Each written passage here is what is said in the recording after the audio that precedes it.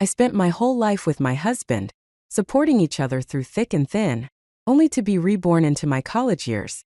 Overwhelmed with excitement, I rushed to find him, only to see him standing under the dormitory building confessing to the class beauty. Missing out on you would be the greatest regret of my life. Sophia, you've been standing in front of the mirror for at least half an hour. What are you doing? Admiring my beauty? Of course, I replied dreamily, gazing at the slim and graceful girl in the mirror. A tiny waist, long legs, fair and smooth skin, no wrinkles at all. Was this really how I looked at 18? Being young was truly wonderful. Stop preening. It's lively downstairs.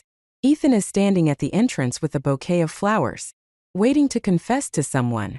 My roommate Diana entered the room, holding a cup of milk tea, her face glowing with excitement as she shared the latest gossip. Ethan, Ethan. I slapped my forehead. I'd been so engrossed in admiring my youthful beauty that I completely forgot about my husband. Grabbing a jacket, I sprinted downstairs to the dormitory entrance. Ethan must have been reborn with me. His youthful body and spirit probably made him eager to romance me again. He even brought me flowers. The last time he gave me flowers was the year I gave birth to our son. It was the only time he ever gave me flowers, saying it was to thank me for continuing the family line. Thinking of our son, I absent-mindedly touched my flat stomach. It even had faint abs. Baby, let mommy enjoy a few more years of youth before bringing you into the world again. Ethan and I had been college sweethearts. We walked hand in hand from university to the altar, experiencing quarrels, breakups, poverty, and success together. We built a life, lost it all, and started over. At our lowest, we lived in a basement, surviving on boiled water and plain steamed buns. When we had money, we bought a villa. Ethan even bought houses for his parents and siblings, supporting each other, stumbling along the way. We shared a lifetime. In our last life, we were so busy building a business and earning money that, by the time we were old, we realized we had worked our lives away without truly living or seeing the world. This time, I vowed to travel more and do all the things we never had the time or energy to do. Ethan stood at the dorm entrance with a bouquet of flowers, nervous. He rubbed his fingers along the seams of his pants. I chuckled softly. During our startup days, Ethan had been shy and introverted, struggling with social anxiety. He forced himself to learn small talk and pleasantries for the sake of the business. That nervous habit had started then. It's perfect. Ethan must have been reborn with me. What are you staring at? Sophia, my roommate, Lily, poked my arm, following my gaze outside. Just then, Ethan turned his head. The sunlight illuminated his young and handsome face, his eyes sparkling like gold. He smiled shyly, dimples appearing on his cheeks. The 18-year-old Ethan always made my heart race. He began walking toward me with the bouquet, each step steady, as if retracing a lifetime with me. I took a deep breath and opened my arms to embrace the happiness that was mine once again. Lily, I've liked you for a long time. Missing out on you would be the greatest regret of my life. Will you give me a chance to be your boyfriend? Lily looked flustered. Her face reddened as she glanced around at the growing crowd of onlookers who began to cheer. Say yes. Say yes. I slowly lowered my outstretched arms, realizing Ethan's passionate gaze wasn't directed at me but at Lily. His eyes were filled with fervor, focused solely on her, as though the bustling world around him had faded into silence. I, standing next to Lily, was nothing more than a white backdrop, unnoticed even by the corner of his eye. So, the Ethan who spent a lifetime as my husband had always been in love with Lily? I stumbled back, memories of our past life rushing back. It had rained that day. I had run out to collect a package. Lily, borrowing my umbrella and coat, insisted I take her jacket and hat, saying they were water-resistant. In my hurry, I dashed out wearing her clothes, only to bump into Ethan at the dormitory entrance. He grabbed my arm and said, I like you. Be my girlfriend. I'd liked Ethan for a long time by then. From the moment I first saw him at the start of the semester, I'd secretly admired him. When the boy I had a crush on confessed to me in the rain, how could I not fall in love? From that moment, I loved rainy days. No wonder, no wonder. Ethan must have mistaken me for Lily back then. And now, having been reborn, His first priority was to pursue the one who had always been his true love. That forever untouchable, unforgettably perfect girl. I took another step back. Then another. Ethan stood, waiting nervously for Lily's reply. Sweat beading on his forehead. A drop slipped down his brow and into his eye, but he kept them wide open, afraid to miss her answer. My heart felt like a sinking weight, as though I'd swallowed a shard of ice on the coldest winter day. Funny, isn't it? Even when we met the most important client of our lives, Ethan had never been this nervous. Not even when I was in labor with our child. I lay pale on the hospital bed, gripping Ethan's hand tightly as I asked him, "I'm about to have our baby. Are you nervous?" Ethan only replied nonchalantly, "Modern medicine is very advanced. Don't worry unnecessarily." Then he casually sat down nearby and started playing video games. I was furious at the time, but after I came out of the operating room, he handed me a bouquet of flowers. That was just how Ethan was. He'd slap you with one hand and give you candy with the other.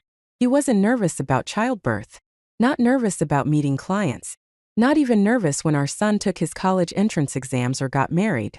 But now, confessing his love, twice reborn, how was it that he was this nervous? I stared at Ethan seriously, at this man I had loved for a lifetime. His face overlapped with the memories in my mind, shattering the beautiful dream I had built over all those years. Say yes. Say yes. The crowd chanted around us. The noise chaotic and overwhelming.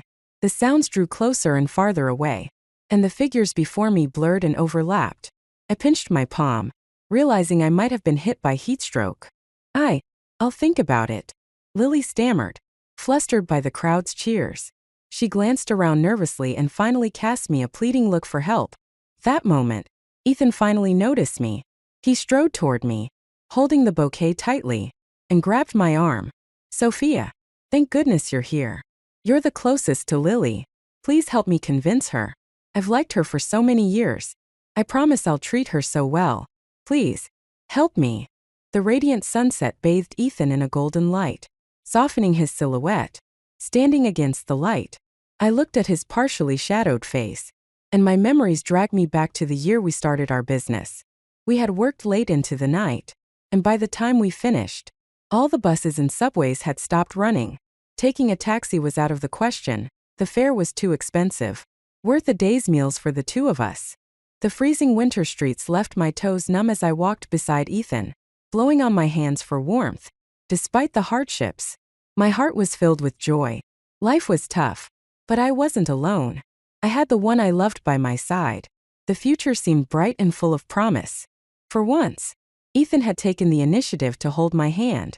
He thanked me for enduring the struggles with him and promised he'd give me a better life someday. He said he loved me.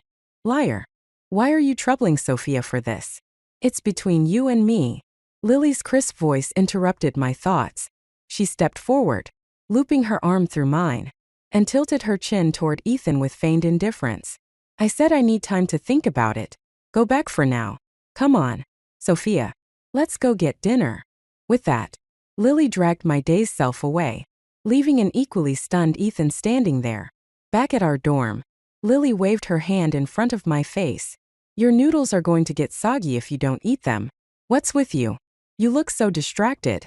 I bit my chopsticks, my heart heavy with mixed emotions. "Are you really not going to accept Ethan?" I asked cautiously, feeling ridiculous as soon as the words left my mouth. Reborn into our college years, Ethan and I were both free. Legally, he didn't owe me anything. The promises we had made belonged to our past life. Now, we weren't a couple, not even close. He had every right to pursue happiness again. What? Just because he says one sentence, I have to agree? What would that make me? Lily replied nonchalantly, shrugging. "Men are like that. If they can't have you, they'll treasure you more. Let him stew for a bit and see how he acts." I sipped the noodle soup, trying to suppress the bitterness rising in my chest. I couldn't help but feel a trace of envy toward Lily. Her family was well off. Her father owned a company, and her mother was a government official. Unlike Ethan and me, who had come from rural backgrounds, Lily carried herself with a confidence and pride that only city kids seemed to have. The things I had longed for but couldn't obtain were simply part of her everyday life. Ethan wasn't deterred by Lily's rejection. Having lived another lifetime, his resilience was stronger now. He started showing up under our dorm building every day, diligently bringing Lily gifts, flowers, milk tea, snacks, fried chicken. Our dorm mates, feeling indebted after eating so much of his food, began teasing Lily in his favor. From my initial heartbreak and anger, I quickly found my emotions settling down over the next few days. Ethan didn't even consider the possibility that I, too, had been reborn. He looked at me like a stranger, going so far as to block me to avoid causing misunderstandings with Lily. 60 years of companionship. Was there no love, or even a shred of affection, left between us? It was only then that I realized how deeply mistaken I had been. I had loved Ethan for a lifetime, but perhaps he had only tolerated me for the same amount of time. Our relationship had begun because of a misunderstanding, and he had been too shy to suggest breaking up. Later, I helped him so much, paid for our wedding dowry even, that his sense of guilt stopped him from leaving. For me, our long life together was a beautiful fairy tale. For Ethan, it had been a suffocating cage. He didn't love me, but he couldn't escape me. Now, reborn and finally freed from that cage, why would he ever want to be tied to me again? Lily, are you really not planning to accept Ethan? Diana asked, chewing on one of the marinated chicken feet Ethan had brought. Her eyes sparkled with curiosity. Lily, wearing a face mask, spoke in a muffled voice. It's just the beginning. This is nowhere near the end, like they say. The long march was 25,000 miles. Of course you've got to test a man thoroughly. I was engrossed in my book when a thought suddenly struck me. Where was Ethan getting the money to buy so many gifts? Oh, crap. I muttered under my breath as a realization dawned on me. Our class had one highly coveted scholarship each year, awarding $10,000 to the recipient. Every year, I gave that scholarship to Ethan.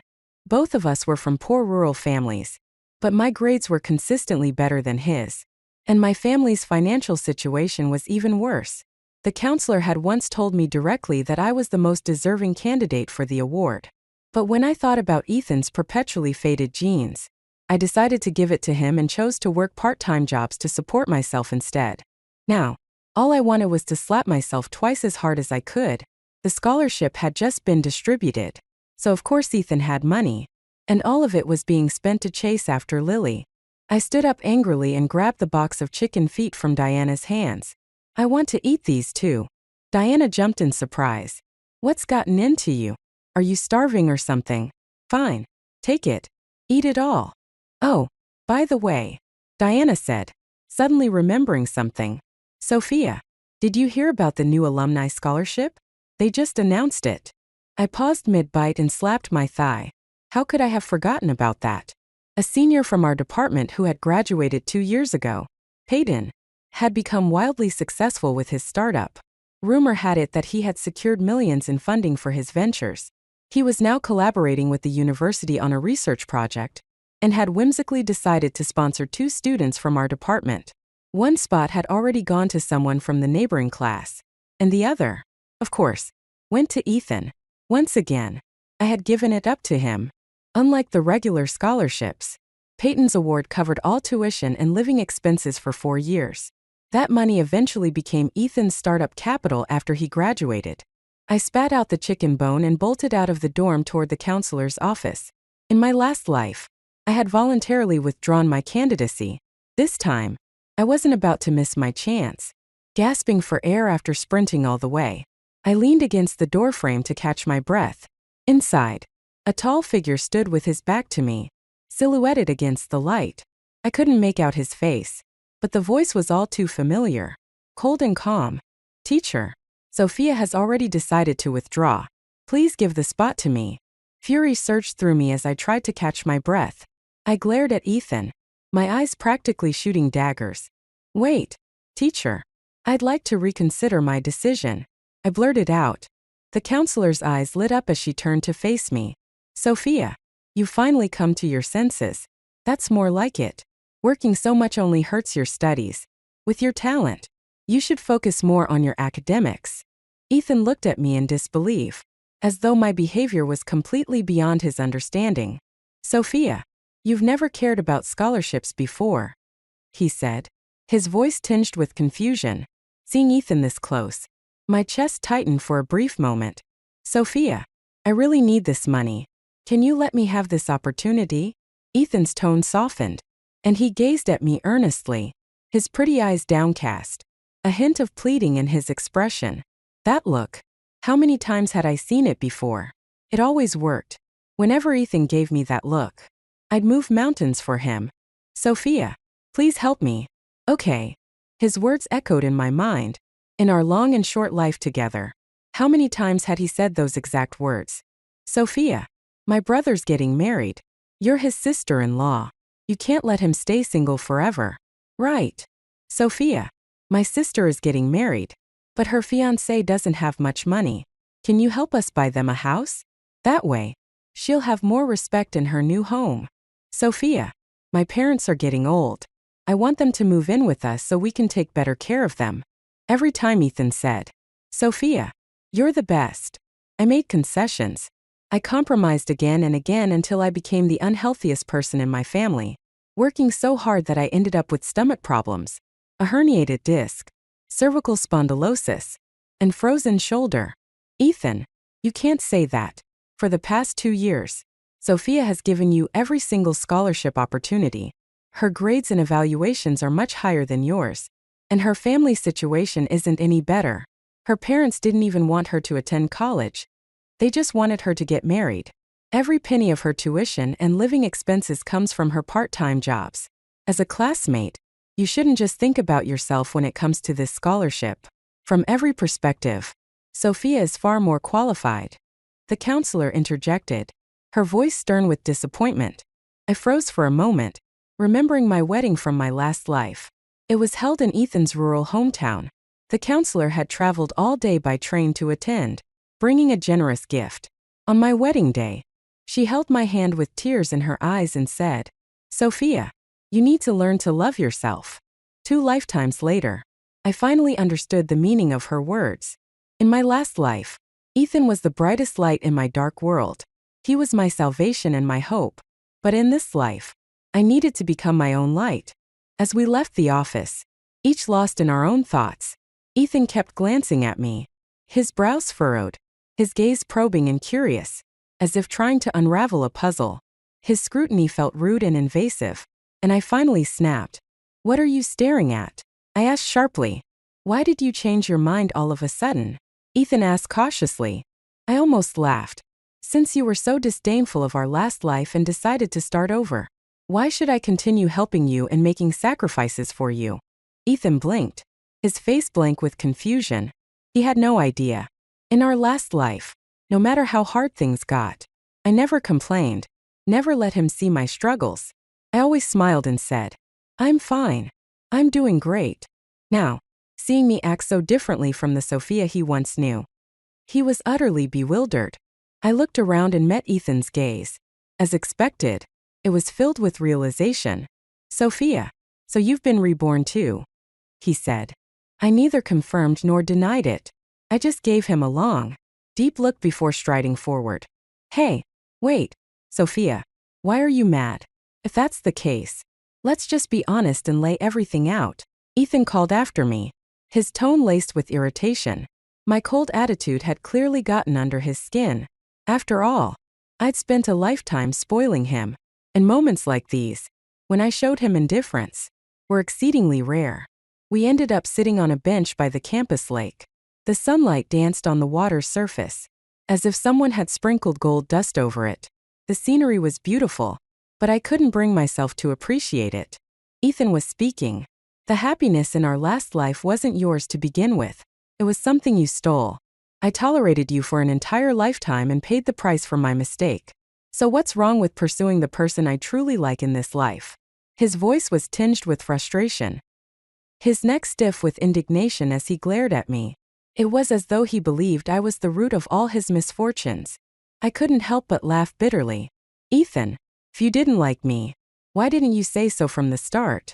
You could have spoken up in college, before we got married, or at any point during those decades together.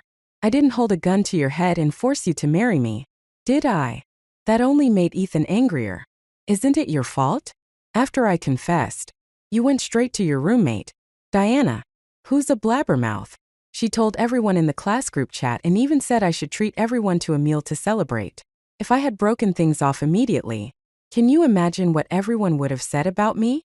Later, everyone kept saying how great you were to me. Like breaking up with you would make me a villain in everyone's eyes.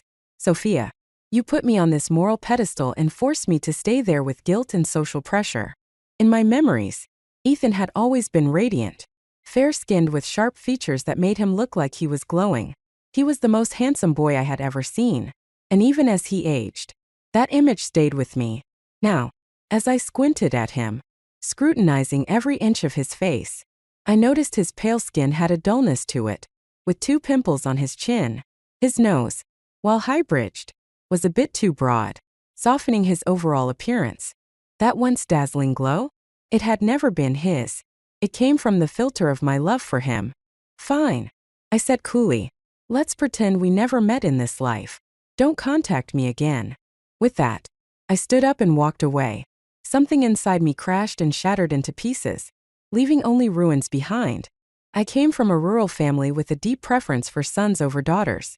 My parents saw me as a financial burden, trying every possible way to recoup their loss. When I was in middle school, they told me repeatedly that as soon as I graduated, I'd be sent to work in a factory. To escape that fate, I studied like my life depended on it and ended up earning the top score in the county to get into the best high school. The school waived all my tuition fees and promised scholarships. Even the village head and local officials visited my parents multiple times to convince them to let me continue studying. When it came time for college, my parents grudgingly agreed, but only on the condition that I send $2,000 home every month. I agreed without hesitation, then used the opportunity to transfer my residency to the school and cut all ties with them. I blocked their contact information and, with the help of the village head, ensured they couldn't find me. My parents, who had never shown interest in my life, didn't even know my major or my class. By the time I started college, I had no family to speak of. I had desperately longed for a home, for love. In my last life, I clung to Ethan like a drowning person grasping for driftwood. Even when he treated me poorly, he was still 1,000 times better than my parents. In that rural home, I didn't even have a private room, just a corner of the living room where my bed stood, offering no privacy or dignity. I worshipped Ethan for every scrap of kindness he showed me, willing to sacrifice everything for him. But now, I finally understood. I shouldn't have been looking for love from others. I needed to learn to love myself. No one could be my savior but me. With renewed determination, I strode forward, leaving the darkness of my past behind. I ultimately secured the scholarship. The counselor told me that Peyton, the senior funding the award, wanted to meet me. When I saw him, my jaw nearly dropped. It was him, the man who had invested in our company in my previous life and saved us from bankruptcy. After Ethan and I got married, Peyton had disappeared from our lives. I never expected to see him again. I couldn't hide my excitement. Mr. Peyton, thank you so much. I bowed earnestly, and he chuckled at my serious demeanor. Take a seat, he said. Our conversation was pleasant, and we even exchanged contact information. Peyton told me to reach out if I ever encountered any difficulties. I walked back to the dorm in high spirits. A favor as great as Peyton's couldn't be repaid with mere gratitude. In my last life, he had been a key figure in saving us. And in this life, he was once again my benefactor. Now, with my background in e-commerce, still in its infancy during this era, I could help Peyton build his own e-commerce team. It would be a good way to repay him. Because of my lightened mood, the future suddenly felt brighter. I generously bought a bag full of fruit and snacks for my roommates and returned to the dorm, only to find 2 large bags of KFC sitting on Lily's desk. Seeing me walk in, Lily casually handed me a burger and 2 egg tarts. You didn't have lunch, did you? Eat these while they're hot, she said. Diana, sitting nearby, wiggled her eyebrows dramatically. Go on, eat. This is from your lucky treasure. I blinked in confusion. Lucky treasure? What treasure? Oh, come on. Lily and Ethan are together now, Diana declared with an exaggerated grin. Lily rolled her eyes at Diana, her tone playful. Eat your chicken drumsticks and stop running your mouth. I stared at Lily, caught off guard. She and Ethan were together now? Lily glanced at me awkwardly. Having lived together in the same dorm room, spending nearly 24 hours a day together, it wasn't hard for her to figure out that I had harbored feelings for Ethan. Love and a cough. Two things in the world that are nearly impossible to hide. Lily brushed her hair aside and smiled, her discomfort showing through. Sophia, you don't mind, do you? I smiled back, radiating as much sincerity as I could muster. What are you talking about? Of course, I don't mind. We're friends. Nothing else matters. What's past is past, dark and irretrievable. The road ahead is bright and full of promise. Ethan was just part of my history now. My focus was on studying hard and earning money. That evening, Ethan treated our entire dorm to hot pot for dinner. At the table, he was attentive to Lily, pulling out her chair, pouring her water, and peeling shrimp for her. Lily seemed both touched and embarrassed, stealing glances at me frequently, as if worried I'd be upset. I kept my head down, focused on eating beef slices, tripe, and duck feet. Back when Ethan and I were together, we were both poor students. I was reluctant to let him spend money on me, so our dates were always limited to cheap hot pot or fast food. Even then, we often had to split the bill. Opportunities like this, where Ethan paid for everyone, were rare. I had to make the most of it, eating enough to make up for my frugal past life. I used to believe that true feelings could be reciprocated with equal sincerity. Now I knew better. You can't exchange a human heart for a dog's. When the bill came, Ethan paid over $500, easily more than half a month of his living expenses. In our later years, when money wasn't an issue, Ethan had developed extravagant spending habits. Adjusting to a student budget again might be a rude awakening for him. People think being reborn means holding the key to untold wealth. But here we were, second-year college students who couldn't scrape together $1,000 between us. Sure, I remembered a few stocks that would skyrocket, but the gains wouldn't happen overnight. Buying a house?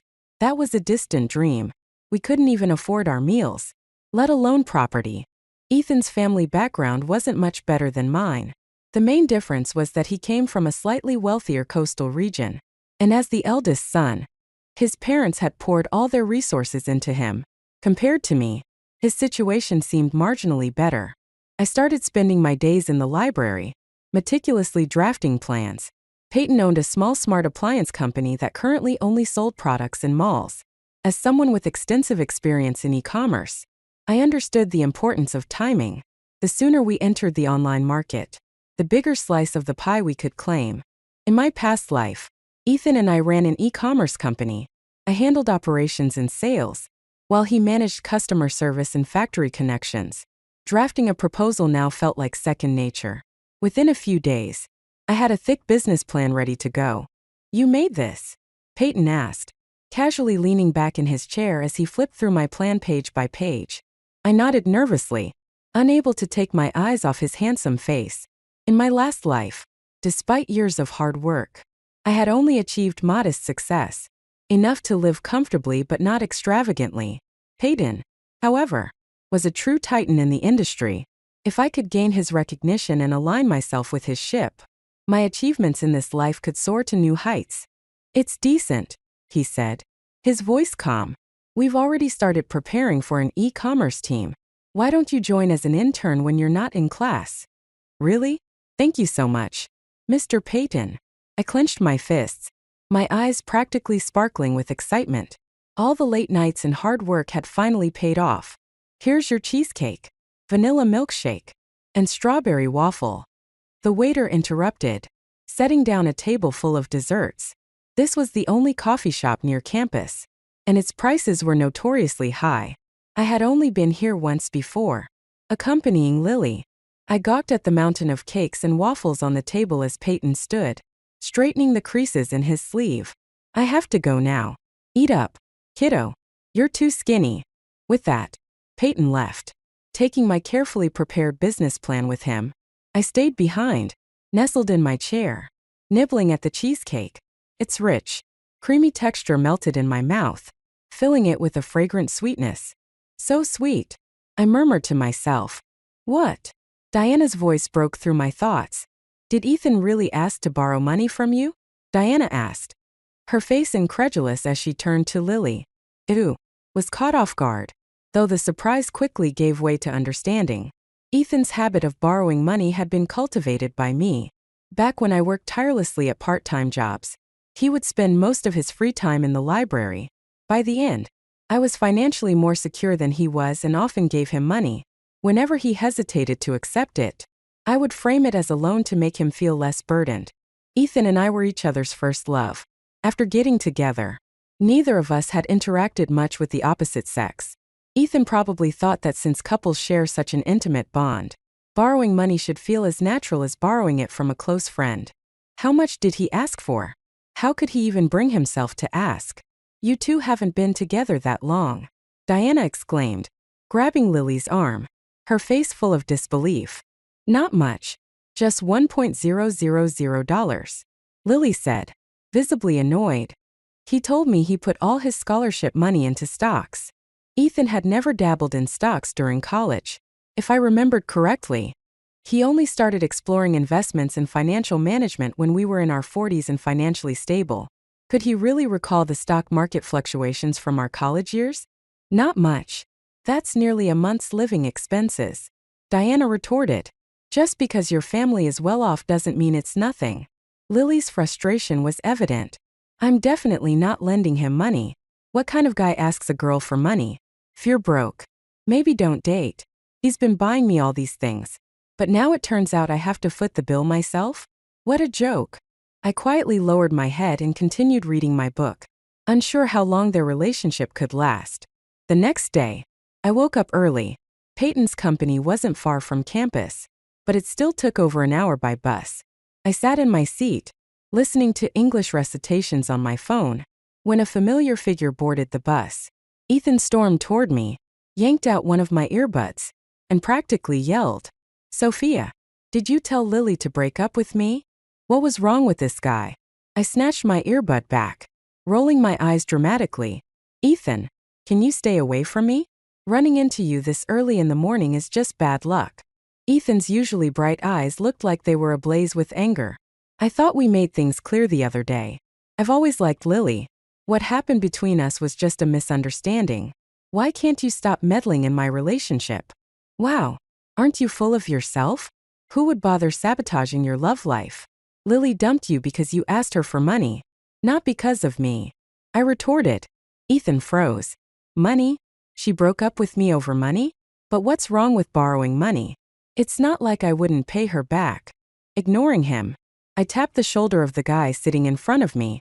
Hey, let me ask you something. If a boyfriend of 2 weeks asked his girlfriend to lend him $1,000, should she do it? The guy frowned immediately. What kind of man asks a woman for money? If he truly likes you, he'd rather beg on the streets than ask you for cash. That's basic dignity and responsibility as a man. Take my advice. Dump him. Ethan sat stunned, as if he had just been dealt a heavy blow. He turned to me, his expression confused. But before, you used to lend me money all the time. I forced a sarcastic smile. That's because I was an idiot. And it was the truth. Only now did I realize how foolish I had been in my past life. All the sacrifices I made for Ethan and his family were just self-serving acts of martyrdom. I thought my kindness would earn their gratitude. When it didn't, I assumed I hadn't been kind enough. Reality had taught me a harsh lesson. My lifetime of giving had only been seen by Ethan as the biggest mistake of his life. Ethan turned his head to look out the window, silent for the rest of the ride. We didn't speak again. Why are you following me? Ethan asked irritably when we got off the bus. I matched his annoyed tone. Who's following you? I'm here for an internship. To my surprise, we both ended up at Peyton's company. Peyton personally welcomed us and assigned us both to the e-commerce department. Ethan was visibly shocked to see Peyton, and when Peyton left, he sneered at me. Sophia, in this new life, you've certainly learned how to cozy up to the rich and powerful. Right back at you, I replied coldly. Time flies when you're busy. The team leader in the operations group treated me with increasing respect, starting with little Sophia, then just Sophia, and finally Miss Sophia. If I stayed long enough, He might even start calling me Professor Sophia. Ethan, on the other hand, didn't get the same treatment. Like the other interns, he was stuck doing menial tasks like printing and photocopying. After all, Ethan's real strength was in after-sales support, which didn't require much skill in an e-commerce setup. My internship life was smooth and fulfilling. Peyton's company paid interns generously, and with his scholarship support, I no longer needed to juggle part-time jobs to cover tuition and living expenses. This gave me more time to focus on my studies. My days were busy but satisfying. Ethan, despite securing the internship through his counselor's connections, rarely showed up. He spent most of his time dating Lily. After some effort, he managed to reconcile with her. Ethan cherished this relationship, putting in everything he had to maintain it, financially and emotionally. Dating, however, is an expensive and time-consuming endeavor. Between shopping trips, movies, dates, and celebrations like birthdays, Christmas, and Valentine's Day, Ethan's money flowed out like water. Before long, he started feeling the strain. He tried suggesting cheaper restaurants, but after one trip to a hot pot place, Lily exploded. Can you believe him? Lily fumed, tossing her bag onto the table. Her eyes were red with anger. I spent 2 hours doing my makeup, washed my hair, and wore a new outfit, and he takes me to eat hot pot? Do you know how greasy that place is? The smoke gets all over your clothes and hair. He's just looking down on me. I buried my head in my book. But Lily's words drew my attention. I looked up in confusion and asked, "What's wrong with treating someone to hot pot on a date?" Lily walked over, pinched my cheek, and said, "Are you dumb? If he treats me to hot pot, it means that's all I'm worth to him. A bowl of hot pot. Today it's hot pot. Tomorrow it'll be plain buns and water. If dating means living like that, wouldn't I be better off single? Why even bother with a relationship if it's going to lower my quality of life?" Lily's perspective on love was worlds apart from mine, and it shook me. To me, relationships were about mutual effort, enduring hardship together. But what about people who are really poor? How do they date? I asked. Lily rolled her eyes. If you're that poor, you should focus on making money, not dating. Dating takes time and money. If you can't even fill your stomach, how could you even think about romance? And if a man truly loves a woman, he wouldn't let her suffer with him. Seeing my stunned expression, Lily dragged a chair over, sat across from me, and began to lecture me earnestly. "Sophia, don't be foolish. People always say men have 3 great joys: getting promoted, getting rich, and losing their wife. Why the joy in losing a wife? So they can find someone younger and prettier. Of course. Do you think a man will appreciate you for struggling alongside him? No. He'll just think he's amazing and has a magnetic personality. And when he gets rich, the first thing he'll do is ditch you because you've seen him at his worst. And that makes it hard for him to boast in front of you." I couldn't help but laugh bitterly. Wasn't Ethan proof of that? The first thing he did after being reborn was dump me. His long-suffering wife. I held Lily's hand and said, "Keep going, tell me more." In my past life, even though we lived in the same dorm, I hardly ever had time to talk to my roommates. I was always rushing between classes and part-time jobs. While they were still asleep, I'd already left for work. And when I returned at night, they were getting ready for bed. My life back then was a monotonous cycle. As the days passed, Lily and Ethan quarreled often. Meanwhile, I threw all my energy into my studies and work. Soon, summer vacation arrived. As usual, I applied to stay in the dorms. I hadn't been back to my parents' house in 2 years. In my past life, when Ethan and I got married, my parents demanded $300,000 in dowry money from him, threatening to humiliate his family in their village if they didn't pay. Although I ended up covering the costs myself, the whole ordeal left me deeply ashamed in front of Ethan's family. Back then, Ethan had been my pillar of support. He told me, "Your parents may not treat you well, but I will. I'll give you a real home." In this life, I owed nothing to my parents. That debt was paid in full last time. Now, I was determined to build my own life. I worked tirelessly, even on weekends, practically living at the office. My colleagues began to notice and express concern, especially our team leader. "Sophia, you're young. You need to take care of your health." Are you having financial troubles? If it's about money, just let me know. Money can solve anything. I laughed it off and politely declined, but somehow the matter reached Peyton. One day, he handed me a bonus check, and my jaw dropped when I saw the amount. $300,000. Our company had a youthful, energetic atmosphere, and everyone called Peyton boss. Over time, I started doing the same. When I asked why the bonus was so large, Peyton simply said, "Because you're worth it." At that time, houses in smaller cities only cost about $3 to $4 per square meter. With Peyton's bonus, I could already buy a decent home. The head of the e-commerce department gets a commission on sales. From now on, whatever Old Sue gets, you'll get too, Peyton added. I gasped. Old Sue, our team leader, was a computer science graduate from a top university. His commissions were enormous, amounting to millions annually. Standing there, torn between wanting to refuse and being tempted, I must have looked comically conflicted. Peyton chuckled and gently patted my head. I said, "You're worth it." Dazed, I left the office. Peyton's generosity had left me stunned. Was there a more magnanimous boss in the world? I doubted it. Hey, Sophia, have you thought about buying some cryptocurrency? My team leader suddenly asked, snapping me out of my thoughts. Cryptocurrency? Like Bitcoin? I asked. Yeah, it's new and pretty interesting, he said casually. Bitcoin, the currency that was worth a few cents back then, but would later skyrocket to $140,000 per coin.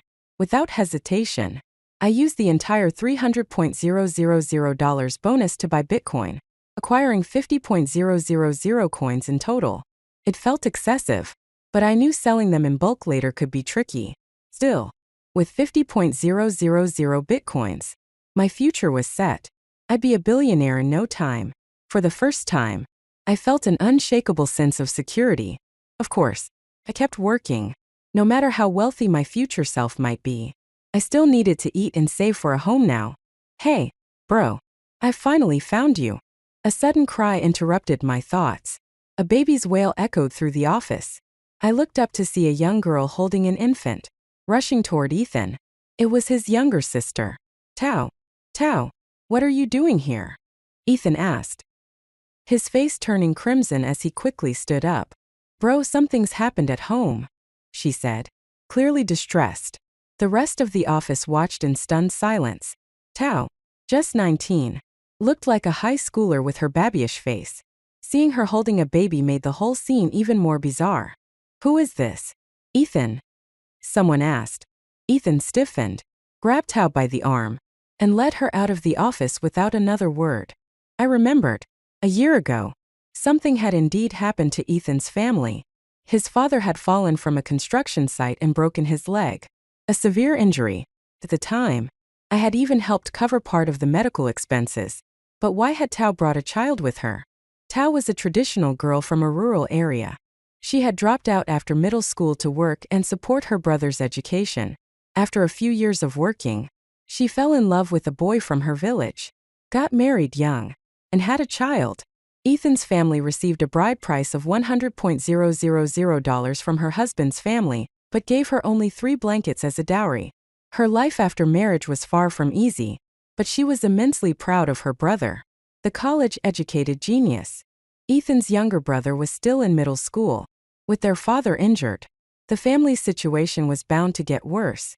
Sure enough, it wasn't long before Ethan came back upstairs, his head hanging low. He pulled me aside in a rush.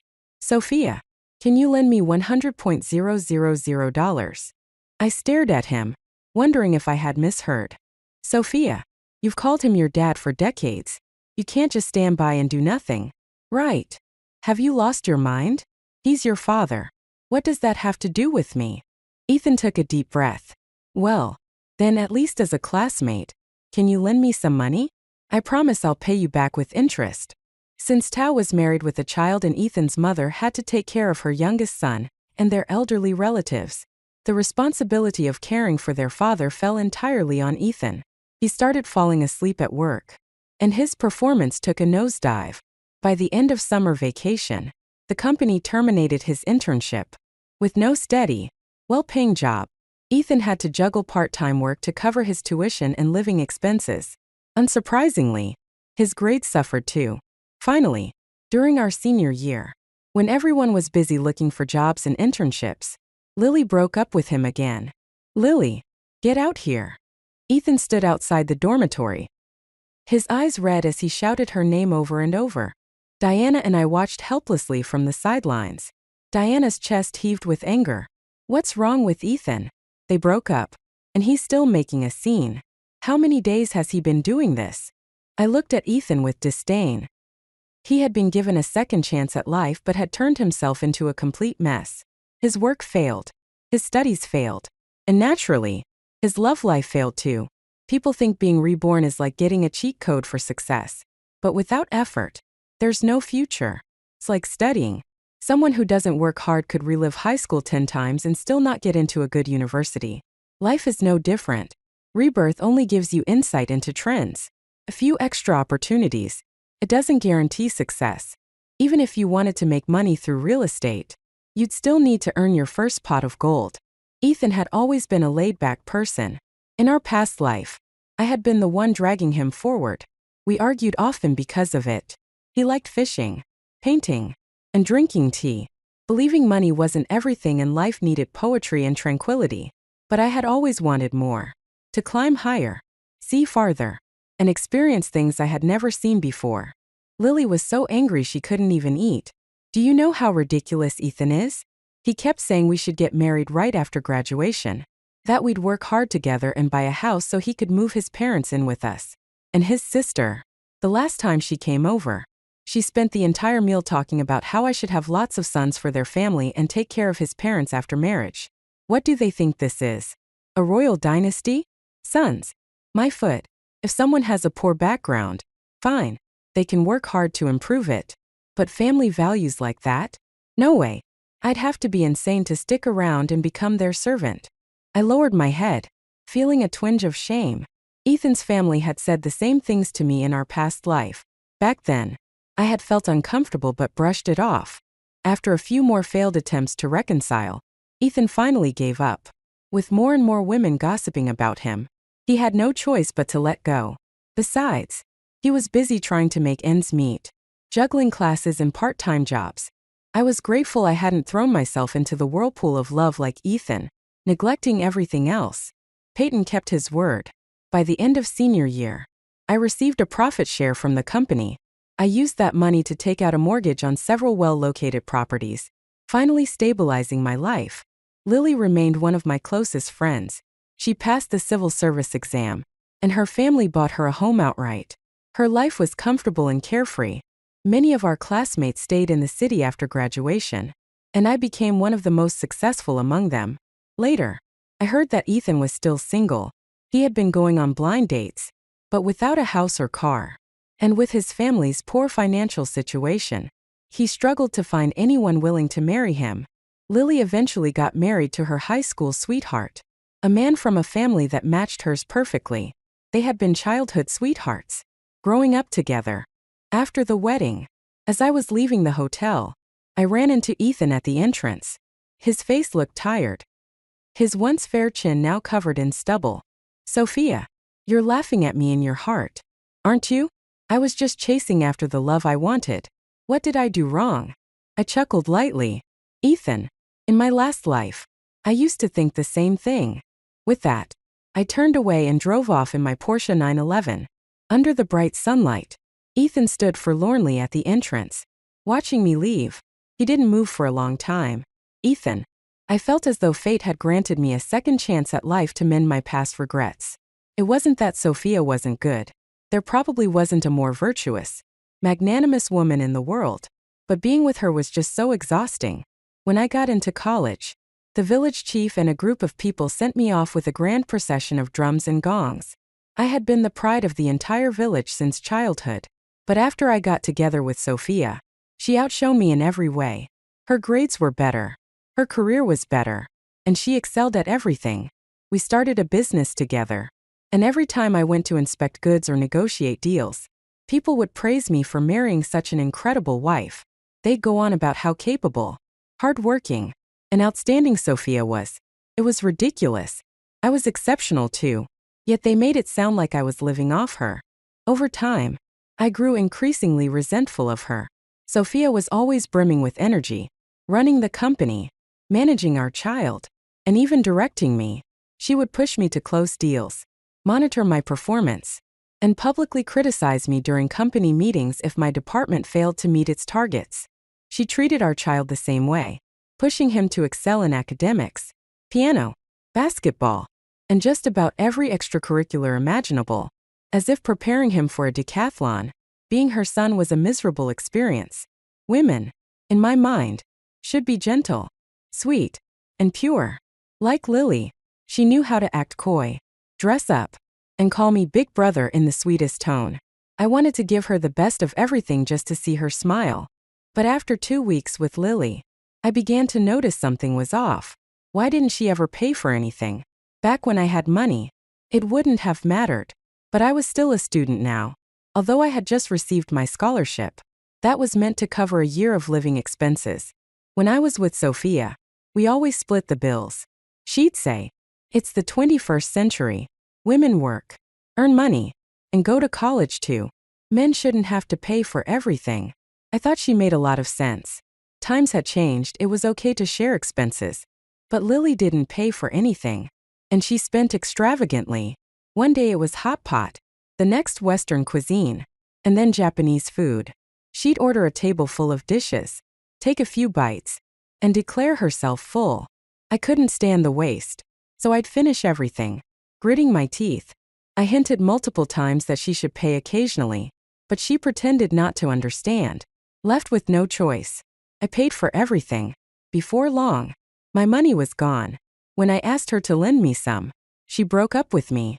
I was sure Sophia must have said something to her. I knew she still loved me, but I had grown weary of her love in my past life and didn't want to rekindle that relationship. Jealousy truly is a terrifying thing. But is it really impossible for a man to borrow money from a woman? I was confused. In my last life, Sophia had given me money countless times during my toughest moments. She'd even pat her chest confidently and say, "Don't feel bad. It's just a loan," though I never got the chance to repay her.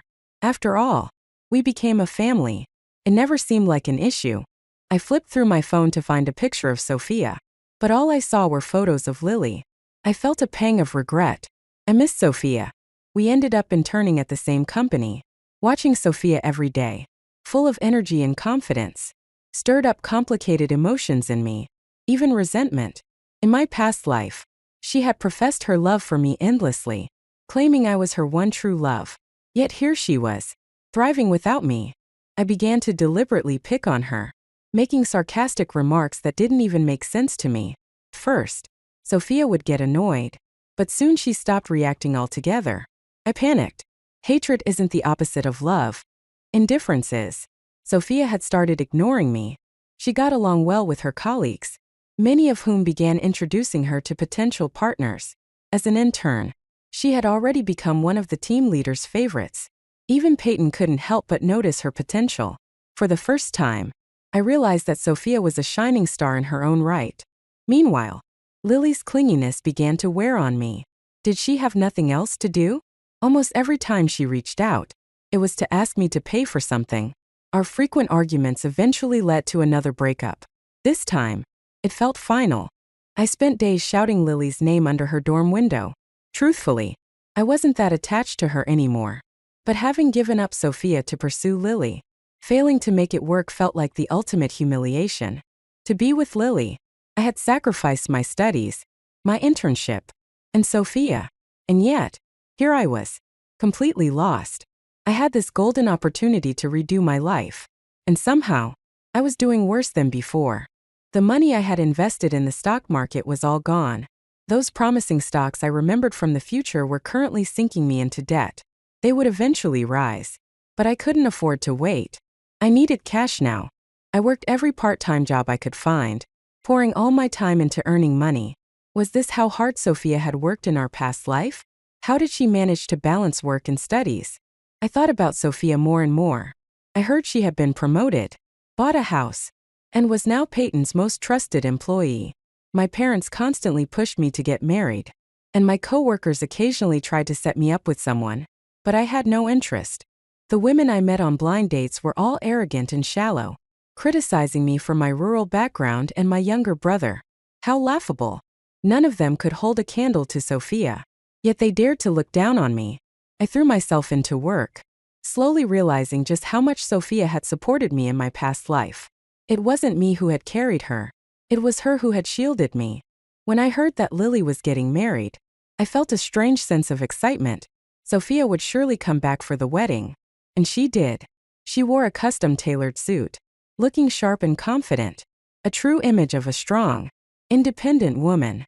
She was dazzling, more radiant than the sun itself. I didn't want to appear weak in front of her, so I casually brought up the past. Sophia simply said, "In my last life, I was also just chasing my idea of love."